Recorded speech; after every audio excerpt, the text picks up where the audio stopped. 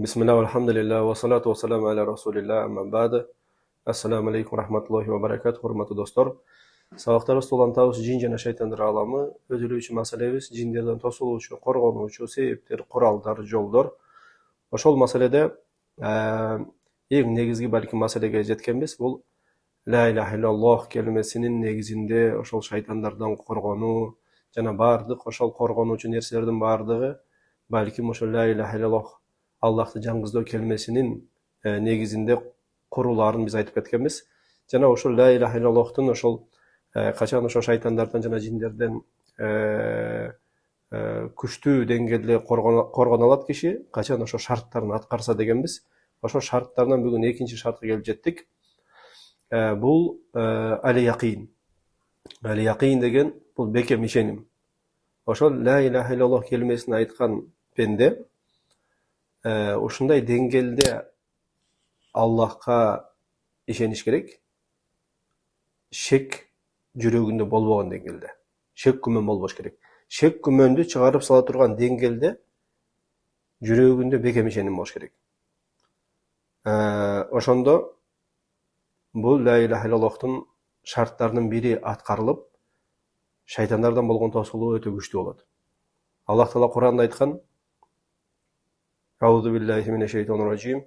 Иннамал муъминуна аллазина аману биллахи ва расулихи сумма лам яртабу ва жахаду би амвалихим ва анфусихим фи сабилиллах. Улайка хумус садикун. Имандуулар болуп бир гана ушулар саналат. Ким Аллах Таалага иман келтирген болсо жана анын элчисине, жана андан соң шектенбегендер. Андан соң ошо иман келтиргенден кийин шек күмөнгө алдырбагандар. Жана өздөрүнүн мал мүлкү менен жана жандары менен Аллахтын жолунда күрөшкөндөр. Мына ошолор гана чыныгы чынчыл имандуулар дейт Аллах Таала. Ошол жерде Аллах Таала Куранда айтып атат: "Лам яртабу" дейт, жана шектенген эмес дейт. Мындайча айтканда, бекем ошол Аллахка жана анын элчисине жана ошол коюп нерселердин баардыгына бекем иман келтирип, бекем ишенишкен деген сөз, шек калбаган деңгээлде. Хадисте келет, пайгамбарыбыз саллаллаху алейхи вассалам айткан, Сахих Муслимде келет, Абу Хурайра радиаллаху анхудан, пайгамбарыбыз саллаллаху алейхи вассалам айткан: Аллахтан башка сыйынууга татыктуу зат жоктугуна күбөлүк келтирем. Жана мен Аллахтын элчиси экендигиме күбөлүк келтирем. Деп туруп, андан кийин айткан: кимде ким ошол эки нерсе менен Аллахка иман келтирүү жана пайгамбарыбызды Аллахтын элчиси деп билүү менен шектенбеген акыбалда, ошол эки нерседе шектенбеген акыбалда Аллахка жолуккан болсо, анда бейишке кирет деген. Алла пайгамбарыбыз айтып атат ушул жерде, шекти четке кагып атат. Ошол келмени айткан киши айтып аткан нерсесинде шек болбош керек, бекем ишеним болуш керек. Аллах гана сыйынууга татыктуу зат деген ишеним болуш керек, жана Аллахка гана сыйыныш керек, жана пайгамбарыбыз кандай көрсөткөн болсо ошондой деңгээлде сыйыныш керек. Бирок хадисте, Сахих Муслимде келген хадисте, Абу Хурайра радиаллаху анхудан пайгамбарыбыз саллаллаху алейхи вассалам айткан, Абу Хурайрага: кимди эгер жолдо жолуккан болсоң, ошол жолуккан кишиң Аллахтан бөлөк сыйынууга зат жок экендигин бекем ишеним менен жүрөгүндө айткан болсо, ошол кишини бейиши менен сүйүнчүлүп кой деген. Ошол жерде, ушул хадисте дагы пайгамбарыбыз бекем ишенимди, якынды тастыктап айтып атат. Жүрөгүм менен бекем ишеним деңгээлинде ушул келмени айткан болсо, дейт Абу Хурайрага, анда ошол кишини, ошол Аллахтын пендесин жаннат менен бейиш менен сүйүнчүлүп кой дейт, бейишке кирет дейт. Негизи кайсы жүрөктө якын орной турган болсо, якын орун алган болсо кайсы жүрөктөн, анда ошол якын, ошол жүрөгүнө отурган ошол иман ошол кишини өзгөртөт. Ушундай деңгээлде өзгөртөт. Бул кишини бийик даражаларга, бийик амалдарга түрткүлөп баштайт. Андан соң бұл киши качан Аллахка болгон ишеним күчөгөндө мусулмандарды жакшы көрүп баштайт. Мусулмандарга жардам берип баштайт. Алардын оорусу менен алда ооруп баштайт.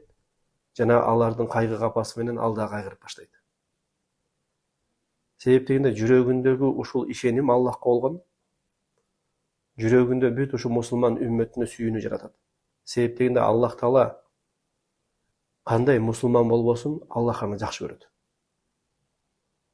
Жүрөгүндө ушул иман эгер болгон болсо, кайсы мусулмандын имандар ар кандай деңгээлде болот. Негизги ошол иманы ушул ибадаттарга түрткүлөп жасатып атабы, бирок ошону менен бирге балким кандайдыр бир деңгээлде күнөө кылып атабы, баары бир Аллах ушул имандууну ошол иманынын негизинде жакшы көрөт. Ошол нерсени түшүнгөндө, ошол якын отурган жүрөгүнө бекем ишеним, Аллахка болгон ишеним, акыретке болгон ишеним жүрөгүнө отурган пенде, бул дагы ошол мусулмандарды жакшы көрүп, аларга жардам берип, аларды жек көрбөй баштайт. Жана ибадаттардын, сыйынуулардын ар кандай түрлөрүн бир гана Аллахка арнап баштайт. Бир гана Аллах жакшы көргөн жана ыраазы болгон иштерге түрткүлөп, ошол иштерди да гана көздөп, ошолорду гана жасап баштайт. Жана эч убакта артын карап, жаман иштерге алыстабайт. Жана ушул нерсе тозоктон аны кууп, жаман иштерден, күнөөлөрдөн кол жууп, качып баштайт. Жана бир гана Аллахтын өкүмүнө кайрылып баштайт. Жана Аллах жана анын элчиси кандай өкүм чыгарган болсо, анын ишинде ошол өкүмгө жүрөгү кысылбаган акыбалда толугу менен моюн сунуп баштайт.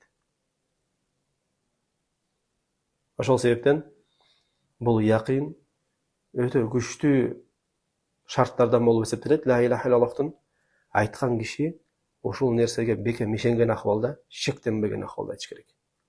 Жана ошол айтылган якыйны аны жакшы иштерге түртүп, мусулмандарды жакшы көрүүгө түртүп башташ керек. Аларга жардам берип, алар үчүн кайгырганга. Жана эгерде сабыр менен якын эгер бир болсо кайсы кишиде, Аллах Таала ушул кишиге диндеги имамчылыкты дагы берет.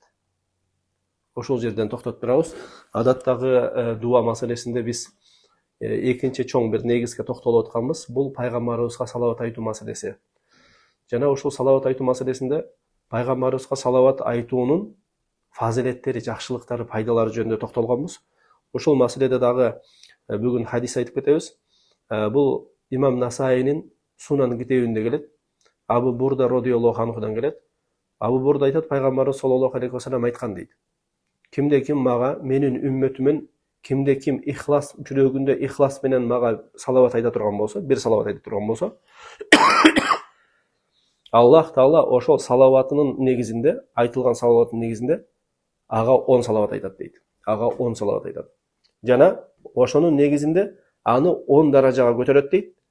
Жана ага 10 жакшы ишти жасады деп жазат дейт жакшылык китебинде. Жана 10 жамандыгын өчүрүп коет дейт. Бир салават менен пайгамбарыбыз кабар берип атат. Аллах Таала ага 10 салават айтат өзүнө, ошол айткан пендесине. Салаватты биз айтканбыз, периштелердин арасында Аллах Таала ошол пендесин мактайт. Жана 10 даражага көтөрөт ошол пендесин. Жана 10 жакшылык иш жасады деп жазат китебине. Жана ката күнөөлөрүн, 10 ката күнөөсүн кечирет. Бул улук жакшылык. Бул Аллахтын беришендиги жана байлыгы. Пайгамбарыбызга болгон бир салават менен канча деген жакшылыкты берет. Жана айтканбыз, пайгамбарыбызга салават айтуу, дайыма салават айтып жүрүү, бул шайтандардан да тосук болот. Себеп дегенде шайтан эң негизгиси пайгамбарыбызга сүннөтүнө каршы иштерди адамдарга, мусулмандарга азгырып, васвасалап турат. Ошон үчүн дайыма пайгамбарыбызга салават айтып жүрүү шайтанды мурдун жерге шыкайт. Аллах Таала дайыма тилибизге пайгамбарыбызга салават айтууну салсын. чын ихлас менен, якын менен айтууну салсын. Жана шахаданы бизге якын менен айтууга мүмкүнчүлүк берсин дайыма. Жана биздин жандарыбызды бир гана ушул келименин негизинде жана пайгамбарыбыздын сүннөтүнө моюн сунуунун негизинде алып кетсин. Жана ушул шайтандардын, жиндердин зыяндарынан бизди сактасын. Жана ушул сабактарыбызды ихластуу, берекелүү жана дайымдуу кылсын. Субханакаллахумма ва бихамдика ашхаду ан ла илаха илля анта астагфирука ва атубу илейк. Görüşkünce sağ salamat olunuzlar. Assalamu aleykum ve rahmetullahi ve berekatuhu.